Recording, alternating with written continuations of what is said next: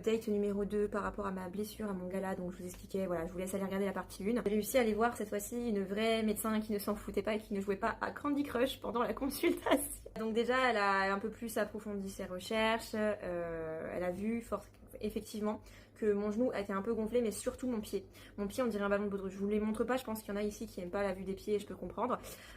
Donc en fait, elle avait des suspicions sur une fracture du tibia ou justement un ligament endommagé. Elle m'a dit qu'il fallait aller urgemment en 24 heures voir un spécialiste en traumatologie, voilà, tout ce qui est traumatisme, choc, etc. Ce que j'ai fait, donc j'ai vu un médecin bien réputé sur Nantes qui a pu me prendre en urgence, en rendez-vous pour voir ce qu'il y avait. Donc déjà, j'ai réussi avec l'ordonnance du médecin de prendre des béquilles, Inatel et des antidouleurs, et j'ai des injections aussi à faire tous les jours parce que je ne peux pas poser mon pied pour éviter les phlébites. Je dois me faire suivre, voilà, à domicile. J'ai une infirmière qui vient me faire des injections. Et donc en allant voir ce spécialiste par rapport au choc, etc.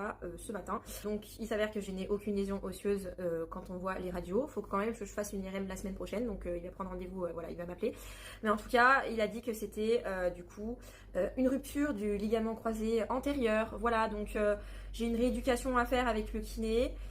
Pas de sport pendant 3 mois, rien que ça, j'ai mal au cœur parce que en fait toutes mes passions dans la vie c'est ce qui me déglingue le corps. Et là je viens de me rendre compte que j'étais sans doute maso en fin de compte. Voilà, donc pas de sport pendant 3 mois, c'est de la rééducation avec le kiné. Si je refais du sport à la salle pour voilà, faudrait que je sois suivie avec un coach tout le long de la séance. Pas faire ça toute seule comme une grosse folle que je suis. Et la mauvaise nouvelle où je vais me retenir de pleurer, j'en ai marre d'être la grosse fragile en ce moment, ça fait depuis dimanche, je crois que ça fait au moins 20 fois que je chiale. Je crois qu'il y a trop d'émotions.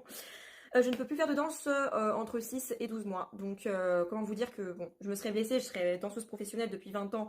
Je me serais dit me blesser, peut-être c'est compréhensible, voilà. Mais là en fait, ça fait que 3 ans que je fais de la danse. Vous connaissez ma vie, j'avais pas le droit de faire de danse avant pour les raisons dont je vous raconte souvent. Je voulais rattraper le temps perdu grande et me dire ouais bah cette fois-ci voilà je me suis trouvé une passion qui m'épanouit parce que faisant de la dépression souriante, bon est-ce que ça se voit pas, je rigole tout le temps, mais il faut toujours que je m'occupe, il faut toujours que je sois active pour aller bien. Donc en fait ne rien faire.